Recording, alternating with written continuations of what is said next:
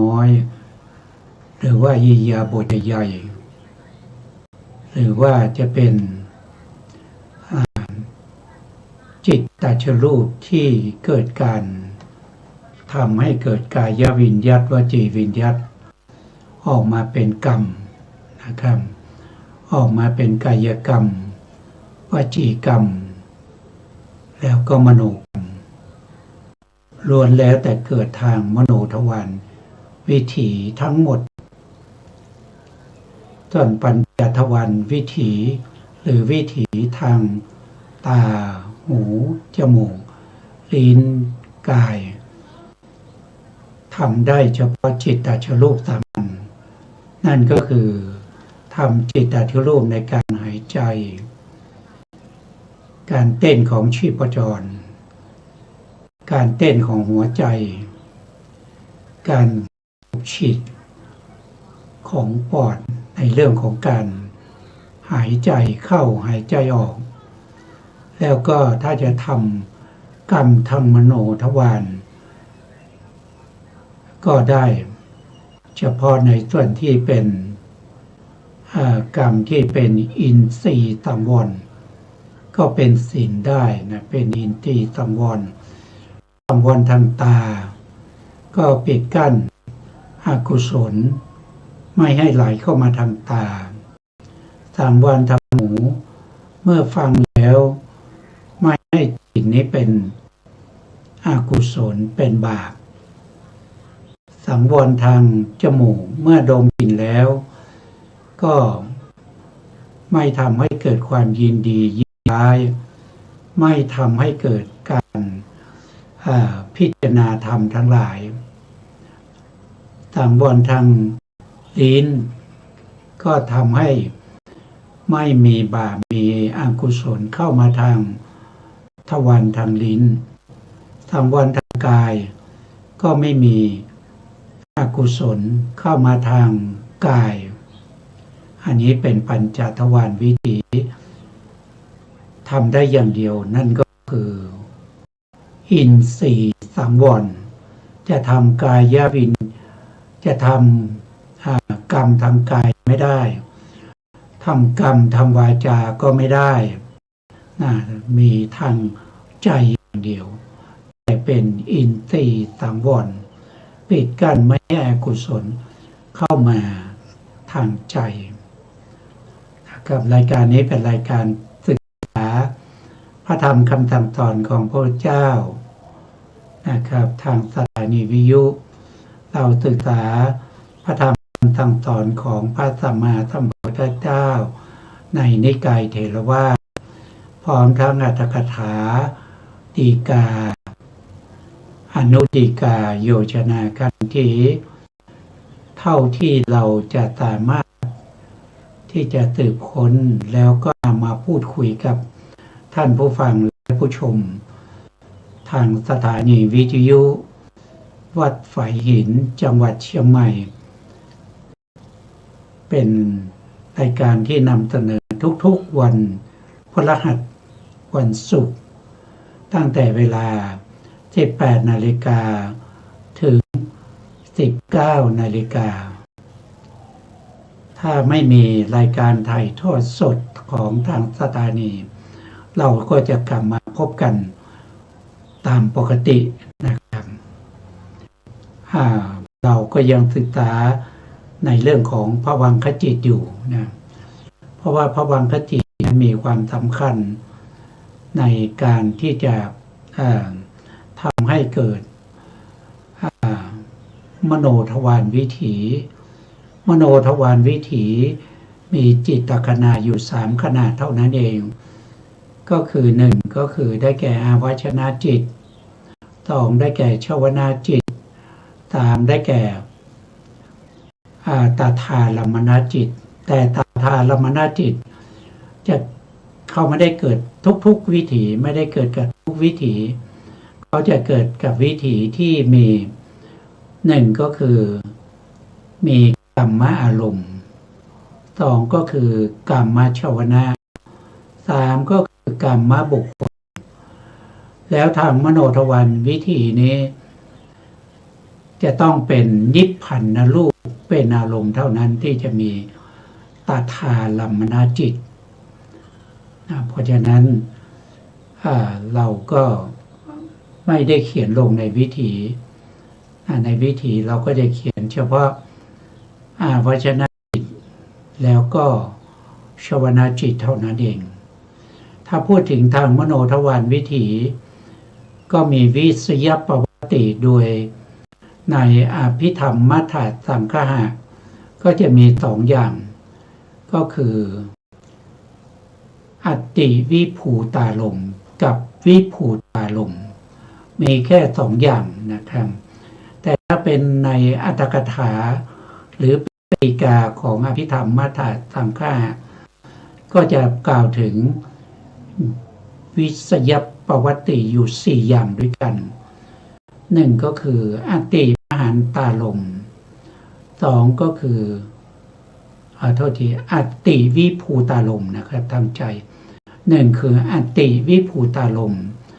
สองก็คือวิภูตาลมสามก็คืออวิภูตาลมสี่ก็คืออัตติอวิภูตาลมเพราะฉะนั้นทางมโนทวารวิถีก็จะมีวิถีที่เรียกว่าเป็นวาระในทางอัตถกถาแล้วก็ฎีกาก็จะมีอยู่สี่วาระด้วยกันถ้าเป็นอัตติวิภูตาลมก็จะเป็นตถาลัมมนวาระแต่ถ้าเป็นวิภูตาลมก็เป็นชวนาวาระถ้าเป็นอวิภูตาลมก็จะเป็นโวทัปปนวาระแต่ถ้าเป็นอัตติอวิภูตาลมก็จะเป็นโมฆะวาระนะครับบางท่านจะเข้าใจว่าการแสดงทางมโนทวารวิถีนั้นมันเนื่องให้คล้อยไปกับปัญจทวารวิถีก็บอกว่าพระพุทธองค์ไม่ได้แสดงอย่างนั้นนะครับเพราะว่าทุกวจนะพุทธวจนะของพระพุทธองค์ก็จะมีการแสดงถึงภวังคัจจรณะภวังคูปเฉทะแล้วก็ถึงจะเป็นอาวจนะไม่ได้ขึ้นอาวจนะโดยตรงนะครับเพราะอาวจนะไม่มีกิจและหน้าที่ในการต้องไปแสวงหาอารมณ์เองนะครับอารมณ์ที่มาปรากฏเขาจะมานะครับมากระทบกับภวังคจิตเป็นภวังค์ปาทกะทำให้ภวังค์นั้นเกิดการหวั่นไหวเรียกว่าเป็นภวังค์คัจจรณะเมื่อดับไปภวังค์คัจจรณะดับไปภวังคจิตที่เป็นภวังคูปเฉทะก็จะเกิดขึ้นมาแล้วก็ดับไปแล้วภวังค์ก็จะไม่เกิดอีกเป็นเหตุปัจจัยภวังค์เป็นเหตุเป็นปัจจัยที่เรียกว่าเป็นอานันตรปัจจัยสมานันตรปัจจัยนัตถิปัจจัยวิคตปัจจัยให้แก่อาวจนะถึงจะเกิดขึ้นได้อาวจนะเกิดขึ้นก็น้อมไปสู่อารมณ์ใหม่คืออารมณ์ในภพนี้ไม่ได้เป็นอารมณ์เดียวกันกับภวังคจิตภวังคจิตนั้นก็มีอารมณ์ที่เป็นอดีตอารมณ์ที่รับมาในมรณะสัญญาชวนะในภพก่อนเมื่อใกล้จะตายเป็นอารมณ์แล้วตลอดภพชาติตั้งแต่ปฏิสนธิ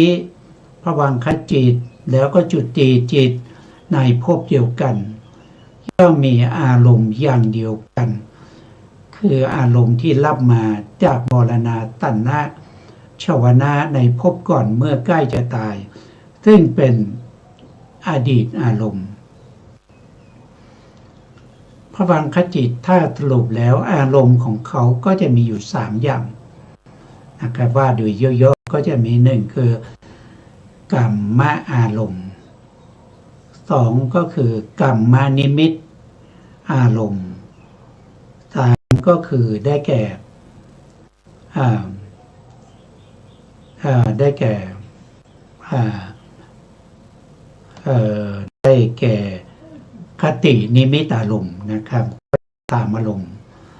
แต่ตามอารมณ์นี้ก็จะมีแยกย่อยไปอีกนะครับขึ้นอยู่กับผู้ที่กำลังจะตายว่าจิตเขานั้นกำลังน้อมไปสู่อารมณ์อะไรเช่นบางคนกำลังจะตายก็จะเห็นสิ่งที่ตัวเองเคยทำไว้ในอดีตชาติหรือว่าในภพนี้นะครับที่ตัวเองได้ทำมาแล้วด้วยดีเหล่านั้นก็จะมาปรากฏเขาเรียกว่าเป็นกรรมอารมณ์ก็มีความรู้สึกเหมือนกันกับตนเองอยู่ในเหตุการณ์ในขณะที่ทำกรรมนั้นนะครับอย่างเช่นบุคคลที่ฆ่าปลาประจำก็จะรู้สึกว่าตัวเองกำลังทุบหัวปลาอยู่กำลังฆ่าปลาฆ่าสัตว์อยู่มีความรู้สึกอย่างนั้นแต่ตัวเองในขณะนั้นกำลังจะตายนอนอยู่บนเตียงน้อยกำลังจะตายไม่ได้ไปฆ่าปลาฆ่าสัตว์อะไรแต่มีความรู้สึกเหมือนกับตัวเองกำลังฆ่าสัตว์อยู่นะครับหรือว่าบางคนก็เห็นอะไรเห็นคนนั้นคนนี้นะหรือเห็นคนที่ตายไปแล้วนะมาปรากฏนะครับอย่างนี้เป็นต้นถ้าอย่างนี้เรียกว่าเป็นกรรมนิมิตอารมณ์คือไปเห็นเครื่องไม้เครื่องมือที่ตัวเองเคยใช้บ่อยๆนะครับเช่นเคยใช้มีดเคยใช้ปืนเคยใช้ขวานเคยใช้อะไรเป็นประจำตัวเองก็จะไปเห็นสิ่งนั้นนะครับนี่เรียกว่าเป็นนิมิตเป็นกรรมนิมิตเห็นเทวดาเห็นสัตว์นรกเห็นไฟเห็นพระภิกษุเห็นหญิงมีครรภ์อย่างนี้เป็นต้นอันนี้ก็เป็นกรรมนิมิตนะแต่บางคนก็ไปเห็นอะไรเห็นภพชาติเห็นภพชาติที่ตัวเองจะไปเกิดเช่นเห็นราชรถของเทวดามารับอย่างนี้เป็นต้นนะส่วนบุคคลที่เขาได้ฌานได้ปฐมฌานได้ทุติยฌานหรือได้ตติยฌานบุคคลเหล่านี้ก็จะไปเห็นนิมิตนะนิมิตขององค์ฌานทั้งหลายเหล่านั้นนะเห็นอะไรเห็นปฏิภาคนิมิตบางคนได้อานาปานสติได้ปฐมฌานทุติยฌานตติยฌานก็จะไปเห็นนิมิตเป็นอะไรล่ะเป็นอย่างเช่นวงกลมนะครับเห็นเป็นพระจันทร์เห็นเป็นพระอาทิตย์เห็นเป็นสร้อยสังวาลเห็นเป็นไม้ค้ำล้ออย่างนี้เป็นต้นนะครับหรือว่าเห็นเป็นหมอกเป็นควรอย่างนี้ก็เรียกว่าเป็นนิมิตเหมือนกันนะบุคคลเหล่านี้เห็นนิมิตเหล่านี้ไปเกิดที่ไหนก็ไปเกิดเป็นพรหมนะครับพอได้ตมถกรรมฐานนะครับอันนี้ก็เป็นนิมิตหรือว่าเป็นอารมณ์ของภวังคจิตเป็นอารมณ์ของภวังคจิตอันนี้เป็นอารมณ์ของภวังคจิตแต่ภวังคจิตนั้นเขาไม่ได้รับอารมณ์ในภพนี้นะเขารับอารมณ์ในภพก่อนนะวันนี้เราก็ไม่เสียเวลาเราจะต้องไปศึกษาในการจำแนกภวังคจิตโดยในต่างๆนะครับต่อจากครั้งที่แล้วนะครั้งที่แล้วเราได้จำแนกภวังคจิตภวังคจิตในครั้งที่แล้วเราจำแนกมาถึงตรงไหนเอ่ยนะครับเราก็เราก็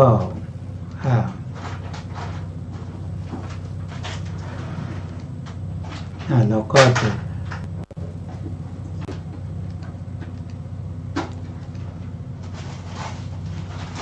เราก็จะไป วันนี้ทำไมนิมิตไม่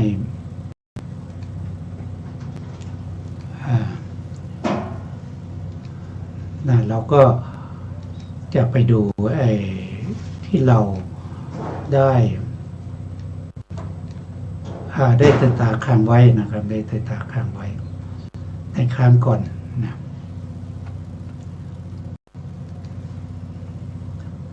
ในครั้งก่อนเราก็ติดตาค้างไว้ในเรื่องของการจำแนกภวังคจิตโดยกรรมนะโดยกรรมในข้อที่23นะในข้อที่23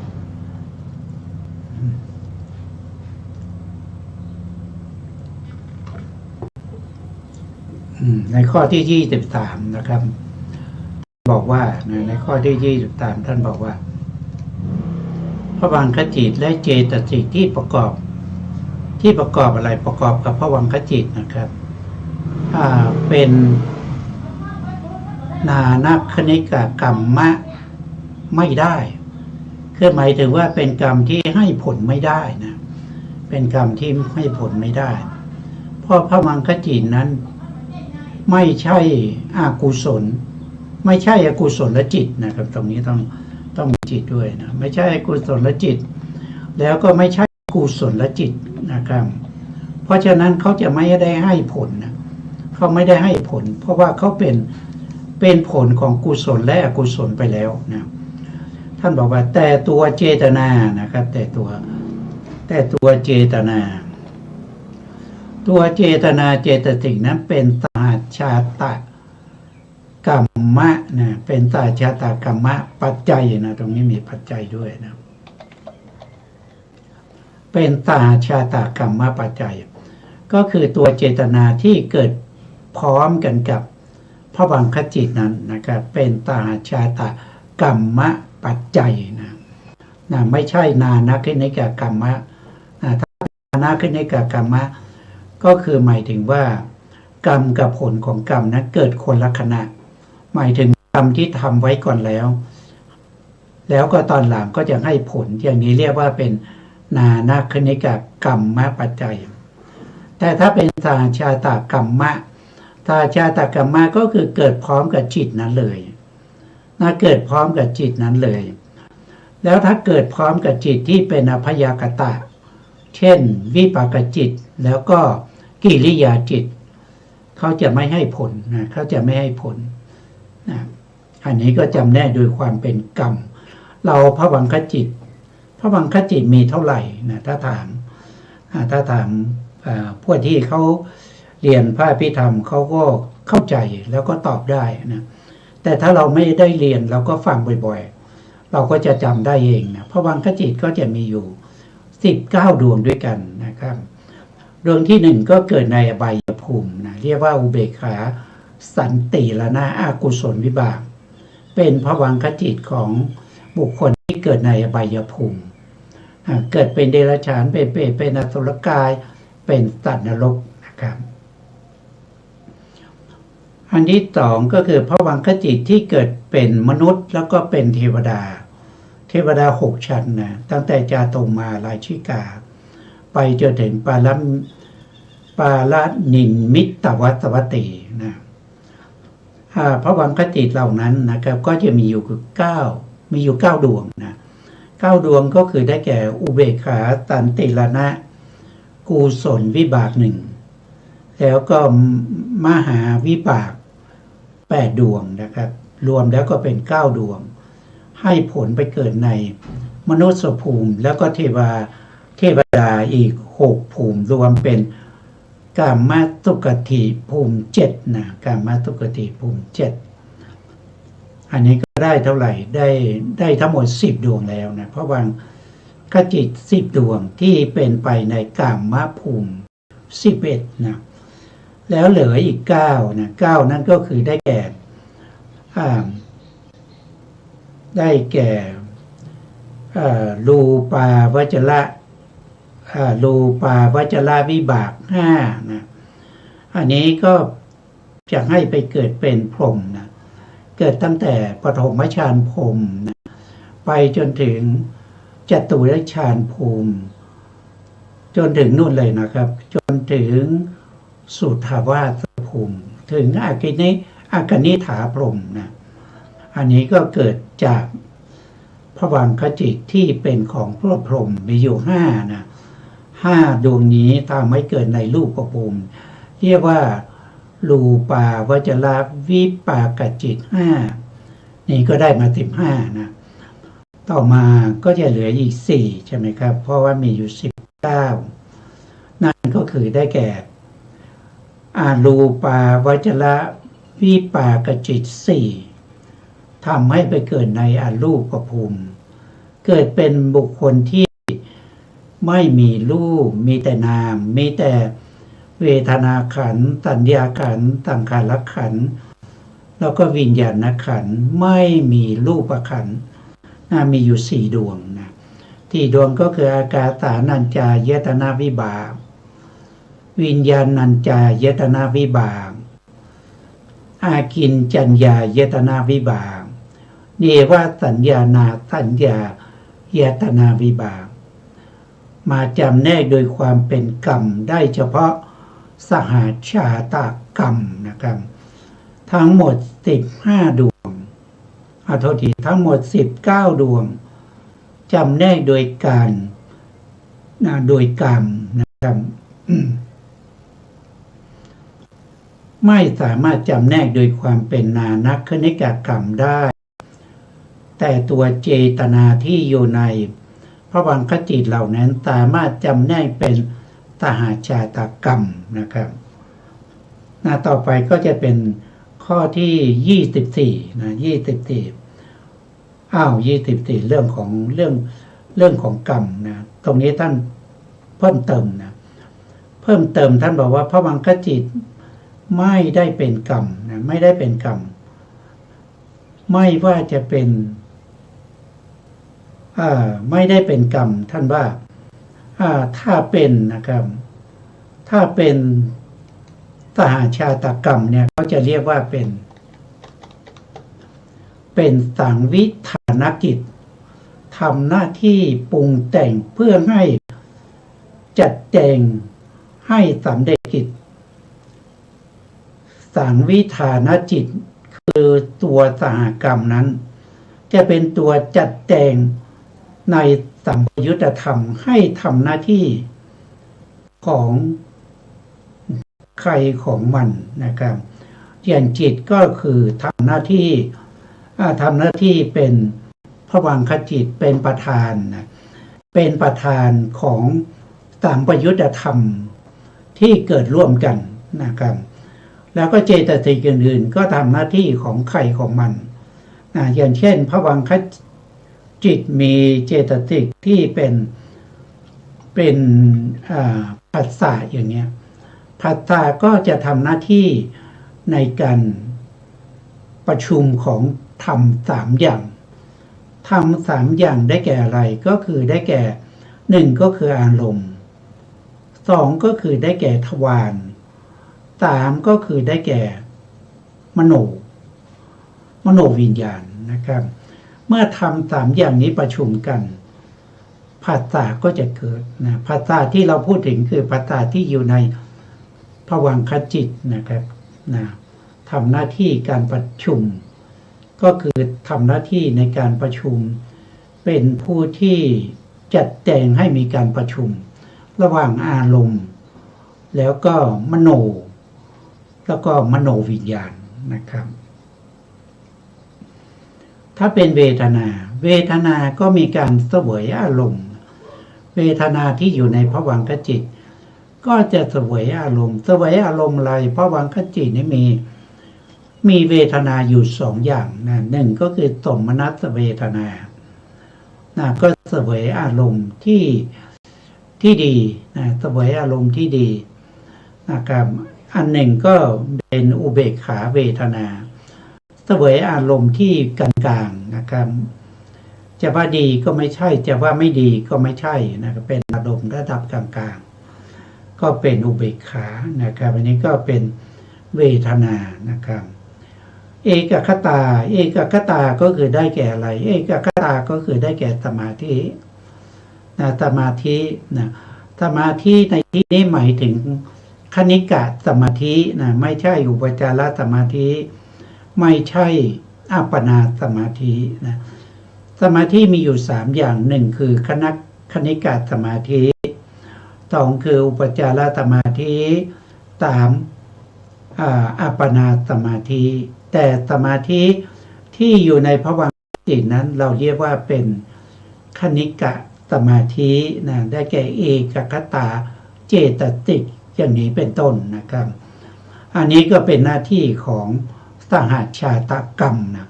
ที่ทำหน้าที่สังวิธานกิจคือจัดแต่งให้สัมปยุตธรรมทำหน้าที่ของใครของมันให้สำเร็จกิจไปตามนั้นนะและอีกอันหนึ่งนะครับที่เป็นกรรมท่านเรียกว่าเป็นนานัคคณิกกรรมะ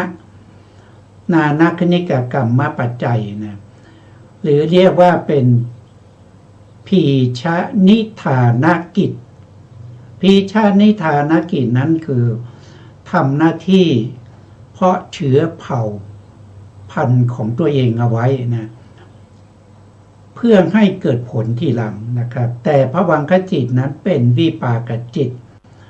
เพราะฉะนั้นไม่มีนานัคคณิกกรรมะนะครับแต่นี้ยกขึ้นมาให้เห็นว่าคำว่ากรรมเนี่ยมันแปลไปได้2อย่างหนึ่งก็คือทำหน้าที่2อย่างพูดอย่างนั้นนะครับหนึ่งก็คือสังวิธานกิจนะและอีกอันหนึ่งก็คือพีชนิธานกิจทำหน้าที่ให้ผลเป็นวิบากนะเป็นวิบากภายหลังนะอันนี้ก็คือเรื่องของการจำแนกเรื่องของภวังคจิตโดยกรรมนะครับก็มานำมาเสนอนำมาพูดคุยกันไว้ในที่นี้ด้วยนะเพื่อว่าบุคคลบางคนอาจจะสนใจในเรื่องของกรรมนะ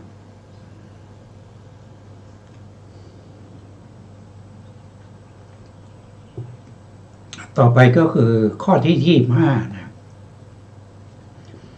ข้อที่25จำแนกโดยความเป็นอาหารนะครับภวังคจิตเนี่ยเราก็มาจำแนกโดยความเป็นอาหารก่อนอื่นเราต้องรู้ก่อนว่าอาหารมีเท่าไหร่นะคำว่าอาหารเนี่ยหมายถึงปัจจัยนะหมายถึงปัจจัยอาหารในพระพุทธศาสนาเนี่ยตัวปัจจัยเนี่ยมีมากมายนะครับแต่ถ้าว่าโดยอาหารโดยตรงเนี่ยอาหารโดยตรงเนี่ยก็จะมีอยู่4อย่างนะอาหารโดยตรงมีอยู่4อย่างหนึ่งก็คือได้แก่อาหารที่เรากลืนกินเป็นคำๆนะครับที่เรากลืนกินเป็นคำๆซึ่งเป็นอาหารหยาบอย่างมนุษย์เรานะครับเราก็เดรัจฉานก็จะกินอาหารประเภทนี้นะส่วนเทวดาก็กินอาหารทิพย์นะส่วนสัตว์ในอบายนะครับเช่นสัตว์นรกนะสัตว์นรกเขาก็กินอาหารด้วยการดื่มน้ำลายนะครับก็เป็นอาหารของเขานะครับอาหารมีอยู่4อย่างหนึ่งคือกัปพลีกะอาหารกลืนกินเป็นคำๆแต่ถ้าเราว่าโดยภวังคจิตเนี่ยภวังคจิตไม่มีการกินอาหารประเภทนี้นะกลืนกินอาหารประเภทนี้ไม่ได้นะ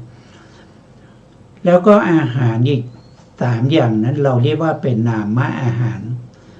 นามอาหารก็มี1ก็คือมโนสัญเจตนาอาหารนะครับมโนสัญเจตนาอาหารก็คือได้แก่ตัวเจตนานะครับเจตนาก็เป็นอาหารนะครับแต่เป็นมโนสัญเจตนาอาหารมโนสัญเจตนาอาหารเนี่ยก็สัตว์นรกก็อยู่ด้วยมโนสัญเจตนาอาหารนะครับเปรตอสุรกายนะครับโดยมากก็จะอยู่ด้วยมโนสัญเจตนาอาหารพวกที่เป็นเทวดาพวกที่เป็นพรหมพรหมนี้เขาไม่มีการกินอาหารนะครับเทวดาก็ยังมีการกินอาหารทิพย์นะเขากินอาหารด้วยกันนึกถึงอาหารแล้วก็บางครั้งก็บางเทวดาบางรูปบางองค์นะก็ลืนน้ำลายก็ถือว่าสำเร็จการกินอาหารนะครับพวกนี้ก็จะมี มโนสัญเจตนาอาหารหล่อเลี้ยงไว้นะแต่ที่เราเห็นชัดๆนั้นก็คือสัตว์นรกนะสัตว์นรกที่ถูกทรมานตายแล้วก็เกิดเป็นสัตว์นรกอีกจนกว่ากรรมนั้นจะหมดนะนั่นก็คือมโนสัญเจตนาทำให้เขาต้องเกิดตายด้วยการทรมานอยู่ในขุมนรกต่างๆนะอันนี้เป็นนามอาหารตัวที่หนึ่งนามอาหารตัวที่สองก็คือได้แก่ผัสสะผัสสะก็เป็นผัสสะอาหารนะครับเป็นผัสสะอาหารนะผัสสะเจตสิกนะครับก็เป็นผัสสะอาหารอันนี้เป็นนามอาหารที่สองนะครับต่อไปอันที่สามก็คือได้แก่ตัวจิตนะได้แก่ตัวจิตนี่เป็นวิญญาณอาหารนะเป็นวิญญาณอาหารเพราะฉะนั้นภวังคจิตเนี่ยนะเป็นจิตนะครับเพราะฉะนั้นสงเคราะห์ได้เป็นวิญญาณอาหารนะครับเป็นวิญญาณอาหารส่วนผัสสะเจตสิกที่อยู่ในภวังคจิตนั้นสงเคราะห์เป็นผัสสะอาหารตัวเจตนาที่อยู่ในภวังคจิตนั้นสงเคราะห์เป็นมโนสัญเจตนาอาหารนะก็ถ้าสรุปแล้วภวังคจิตก็จะมีนามอาหารสามนะครับอยู่ได้ด้วยนามอาหารสามนะส่วนอาหารที่เป็นกัปพลิงกะลาหารไม่มีนะกัปพลิงกะลาหารไม่มีนะต่อไปนะครับต่อไปจำแนกภวังคจิตตามลำดับแห่งการทำงานในวิถีนี่เป็นภวังคจิตเขาก็มีหน้าที่นะเขามันมีหน้าที่ในการทำกิจนะเขาทำกิจในวิถีนะเขาทำกิจอะไรนะท่านก็บอกว่ากิจของภวังคจิตนะก็คือหน้าที่ในการรักษาภพชาตินะรักษาภพชาติที่เราได้ยินบ่อยๆนะครับภวังคจิตก็จะรักษาภพไว้ตั้งแต่เราปฏิสนธิไปจนถึงจุตินะเรามีอายุเท่าไหร่70ปี80ปี90ปีหรือ100ปีภวังคจิตก็จะทำหน้าที่ในการเกิดดับรักษาภพชาตินั้นไปตลอด90ปีนะครับอันนั้นเป็นหน้าที่โดยปกตินะโดยปกติในขณะที่เขาเกิดดับอยู่ในประวัติการนะครับแต่บางครั้งเนี่ยในประวัติการเนี่ยก็มีการขึ้นวิถีนะครับเพราะว่าภวังคจิตเนี่ยไม่ได้เกิดดับตั้งแต่เกิดจนถึงตายตลอดเวลาไม่ใช่อย่างนั้นนะบางครั้งก็จะมีจิตอื่นมาขึ้นวิถีนะเช่นวชนะจิตนะครับมาทำหน้าที่ในการตัดกระแสภวังค์แล้วก็ไปขึ้นวิถีทำให้ชวนะเกิดขึ้นนะเพราะฉะนั้นในขณะที่ภวังคจิตแล้วก็มีอารมณ์มากระทบมีอารมณ์มากระทบภวังคจิตที่บริสุทธิ์นะครับที่ยังไม่มีอารมณ์อะไรมากระทบเนี่ยเราจะเรียกว่าภวังจิตตุบาทนะภวังหรือบางทีเราก็เรียกว่าเป็นภวังปาทะนะภวังปาทะนะแต่เมื่อมีอารมณ์มากระทบแล้วนะอารมณ์ที่มากระทบเนี่ยจะเป็นอารมณ์ที่เป็นธรรมารมณ์นะเป็นธรรมารมณ์บางทีก็เป็นวิสยรูป7นะที่เป็นอดีตนะที่เป็นอดีต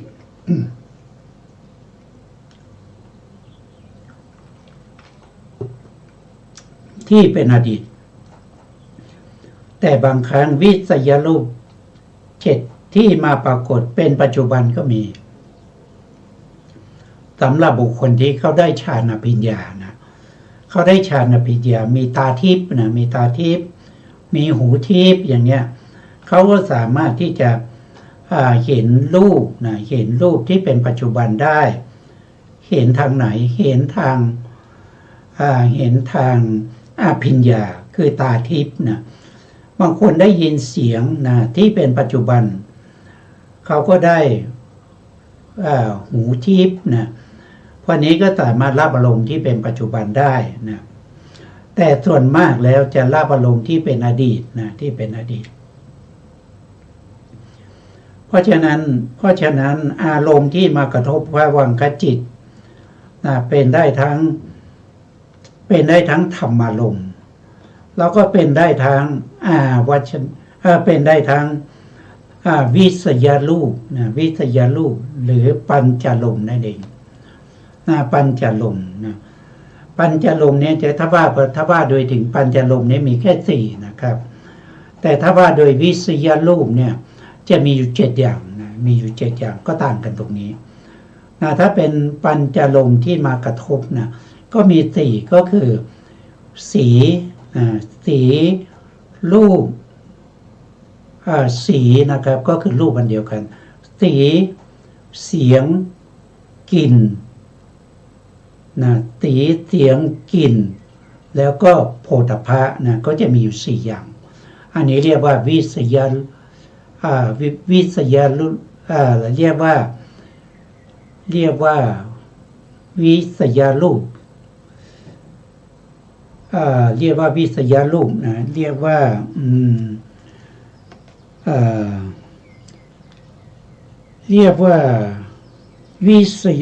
าโคจรรูป4นะครับก็คืออารมณ์ที่มากระทบ4อย่างนะแต่ถ้าเรียบโดยวิสยรูป7นั้นก็จะมีเพิ่มขึ้นมานะครับก็คือโพธพารมณ์นะเดิมทีเนี่ยโพธพารมณ์นี้มี1ใช่ไหมครับแต่โพธพารมณ์นี้เขาจะแยกออกเป็นโพธพารมณ์ประเภทที่เป็นปัทวีโพธพารมณ์อันนี้ก็จะรู้แข็งรู้อ่อนหรือประเภทที่เป็นเตโชโพธพารมณ์อันนี้ก็จะรู้เย็นร้อนนะครับหรือประเภทที่เป็นวายโยโพธพารมณ์อันนี้ก็จะรู้หย่อนรู้ตึงนะแต่ถ้าเรารู้ในทางมโนทวารเนี่ยเป็นอารมณ์ที่เป็นปัจจุบันแล้วก็เป็นอารมณ์ที่รู้ได้ทางมโนทวารนะครับโดยเฉพาะก็คือบุคคลที่เขาได้อภิญญานะครับมีหูทิพย์ตาทิพย์นะสามารถแสดงฤทธิ์ได้นะสามารถที่จะห่อเหินเดินอากาศพวกนี้นะครับเขาได้อภิญญาจิตนะพวกนั้นเขาก็สามารถที่จะมีวิสยรูป7นะเป็นอารมณ์ทางมโนทวารเมื่ออารมณ์นั้นมากระทบกับภวังคจิตนะเขาไม่ได้กระทบเหมือนกับทางปัญจทวารนะครับปัญจทวารเวลากระทบเนี่ยเราเรียกว่าปฏิฆาสัมผัสคือสีมากระทบกับตาเรียกว่าปฏิฆาสัมผัสเสียงมากระทบกับหูเรียกว่าปฏิฆาสัมผัสกลิ่นมากระทบกับจมูกเรียกว่าปฏิฆาสัมผัสรสกับลิ้นกระทบกันเรียกว่าปฏิฆาสัมผัส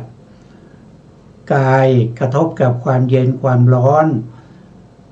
ความหย่อนความตึงที่เรียกว่าโพธพารมณ์ก็เรียกว่าปฏิฆาสัมผัสปฏิฆาสัมผัสแต่การที่จะมากระทบกับทางใจนั้นไม่ได้กระทบเหมือนกับรูปกับตาเสียงกับหูกลิ่นกับจมูกลิ้นกับรสหรือโผฏฐัพพะกับกายแล้วเขากระทบกันยังไงนะท่านบอกว่าเขากระทบกันด้วยอาทิวัจนะสัมผัสนะเป็นอาทิวัจนะสัมผัสเหมือนกันกระทบกันได้เหมือนกับกระทบชื่อนะเหมือนกับกระทบเพียงชื่อเท่านั้นเองนะไม่ได้กระทบเหมือนกับตาเห็นหูได้ยินเสียงนะครับอันนี้เป็นการกระทบทางมโนทวารเรียกว่าอาทิวัจนะสัมผัสที่มากระทบกับภวังคจิตทำให้ภวังคจิตหวั่นไหวภวังคจิตที่หวั่นไหวนั้นเราเรียกว่าภ วังคัจจรณะนะเป็นภวังคัจจรณะอันนี้เป็นภวังค์ที่ถูกกระทบด้วยธรรมารมณ์ด้วยอาทิวัจนะกระทบเหมือนสัมผัสแต่เพียงชื่อนะเกิดการหวั่นไหวเมื่อเกิดการหวั่นไหวถ้าเขาดับไปเขาเป็นเหตุเป็นปัจจัยให้เกิดภวังคจิตดวงถัดมาเรียกว่าเป็นภวังคุปเฉทะภวังคจิตดวงนี้ได้รับอานันตรปัจจัยมาจากภวังคัจจรณะทำให้เกิดการสั่นไหวที่แรงขึ้นแล้วก็หลุดจากภวังค์หลุดจากวิถีที่เรียกว่าเป็นวิถีที่เรียกว่าเป็นมุตตจิตวิถีหมายถึงวิถีที่ไม่ได้ขึ้นวิถีนะไม่ได้ขึ้นวิถีเพียงแต่เกิดดับนะพอเขาดับไปแล้วเขาไม่เกิดอีกนะไม่เกิดอีกนี่หมายความว่าเขาให้จิตที่จะขึ้นวิถีเกิดนะ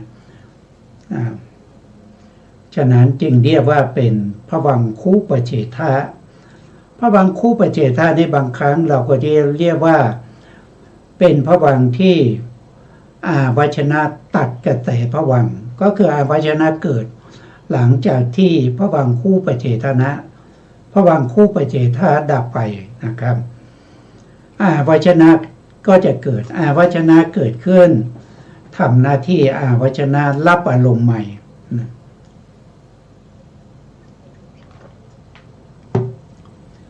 เมื่อรับอารมณ์ใหม่แล้ววัชนะจิตนั้นก็จะทำหน้าที่ของเขานั่นก็คือมีการพิจารณาอารมณ์การพิจารณาอารมณ์นั้นมีอยู่สองอย่างนะครับพิจารณาโดยความเป็นโยนิโสมนสิการหรือว่าพิจารณาโดยความเป็นโยนิโสมนสิการถ้าบุคคลที่ไม่เคยได้ยินได้ฟังพระธรรมคำสั่งสอนของพระสัมมาสัมพุทธเจ้ามาบุคคลเหล่านั้นโดยส่วนมากจะโยนิโสมนสิการด้วยจะโยนิโสด้วยโยนิโสมนสิการเป็นเหตุเป็นปัจจัยให้เกิดอกุศลชวนาจิตต่อจากวัชนะจิตนั้นแต่ถ้าเป็นบุคคลที่มีความรู้ความเข้าใจในพระธรรมคำสั่งสอนของพระเจ้าโดยมากก็จะวัชนะเป็นโยนิโสมนสิการชวนาจิตที่เกิดขึ้นก็จะเป็นชวนะกุศลชวนะนะครับอันนี้ก็เรียกว่าเป็นการทำงานของภวังคจิตภวังคจิตที่เกิดโดยติดต่อกันไปเรื่อยๆรักษาภพชาติในขณะนั้นเราเรียกว่าเป็นภวังคปาทะนะภวังคปาทะแต่ถ้าภวังคจิตที่ถูกกระทบด้วยอารมณ์ที่เรียกว่าเป็นธรรมอารมณ์หรือเรียกว่าเป็นวิทยารูปด้วยอาทิวัจนะสัมผัสภวังคจิตนั้นก็จะเปลี่ยนสภาพไปเป็น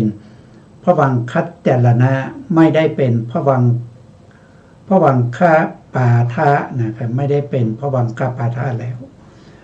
นะครับพอถูกกระทบแล้วไม่บริสุทธิ์แล้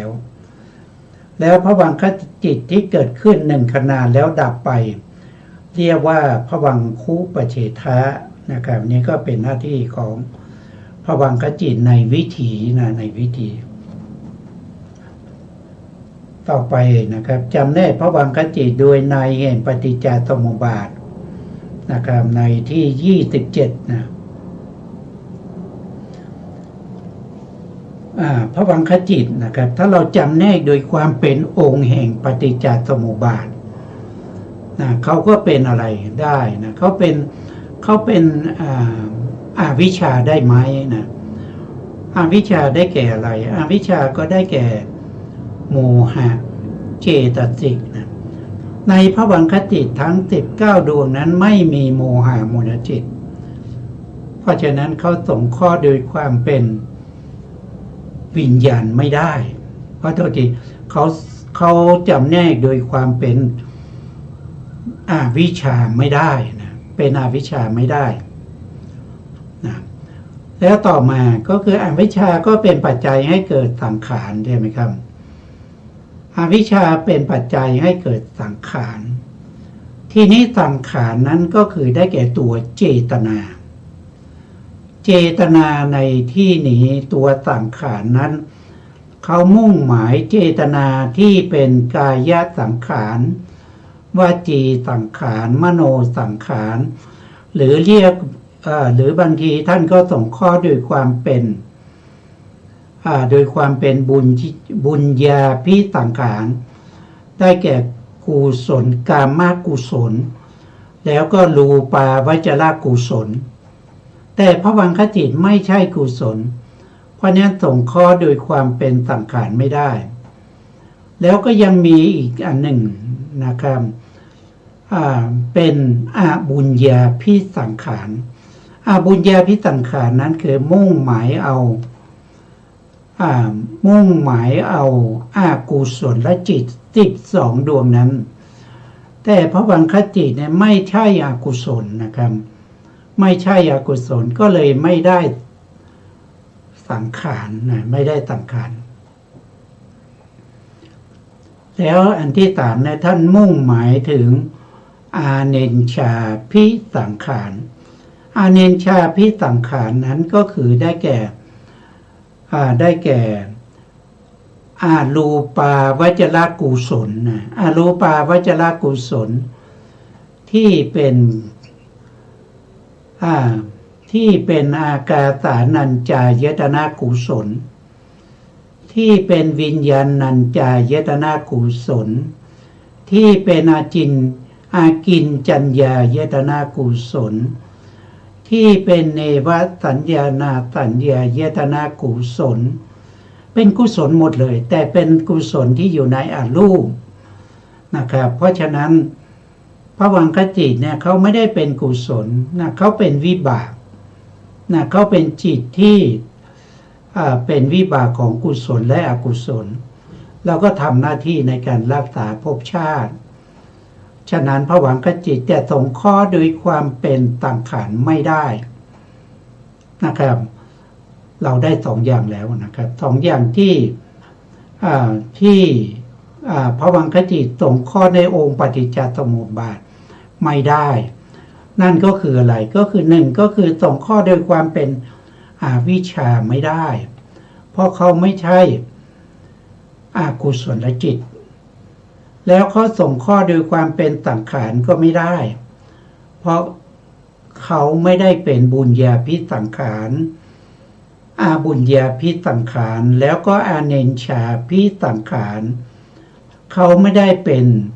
กายสังขารวจีสังขารแล้วก็ไม่ได้เป็นมโนสังขารนะครับนะเพราะฉะนั้นภวังคจิตสงเคราะห์ความเป็นอวิชชาแล้วก็สังขารไม่ได้นะต่อไปองค์ที่สามแห่งปฏิจจสมุปบาทนะก็คือได้แก่วิญญาณนะครับอวิชชาปัจจยาสังขาราปัจจยาวิญญาณังนะวิญญาณเป็นองค์ที่สามนะครับองค์ที่สามได้แก่ตัววิญญาณก็คือได้แก่จิตนะได้แก่จิตนะจิตทั้งหมดนั่นแหละเรียกว่าเป็นวิญญาณนะทีนี้วิญญาณที่เป็นจิตนั้นนะครับก็รวมไปถึงภวังคจิตด้วยนะเพราะภวังคจิตนี้เป็นวิญญาณด้วยนะครับภวังคจิตเกิดขึ้นครั้งแรกเรียกว่าปฏิสนธิจิตเกิดขึ้นครั้งหลังๆเรียกว่าภวังคจิตเกิดเป็นครั้งสุดท้ายเรียกว่าเป็นจุติจิตนะครับจิตทั้งหลายเรียกว่าเป็นวิญญาณเพราะฉะนั้นภวังค์จึงสงเคราะห์เข้าเป็นวิญญาณได้นะ จากวิญญาณก็ไปเป็นวิญญาณปัจจยานามารูปังนะก็เป็นนามารูปะนามารูปะเนี่ยก็คือได้แก่นามได้แก่อะไรนามได้แก่เจตสิกนะครับได้แก่เจตสิกที่ประกอบในภวังคจิตเราเรียกว่าเป็นนามนะเราเรียกว่าเป็นนามแล้วก็รูปได้แก่อะไรนะครับรูปก็คือได้แก่อายตนะนะได้แก่อายตนะนะถึงแม้ว่ารูปายตนะนะรูปายตนะตาตายตนะกันตายตนะคานายตนะนะโสตายตนะนะ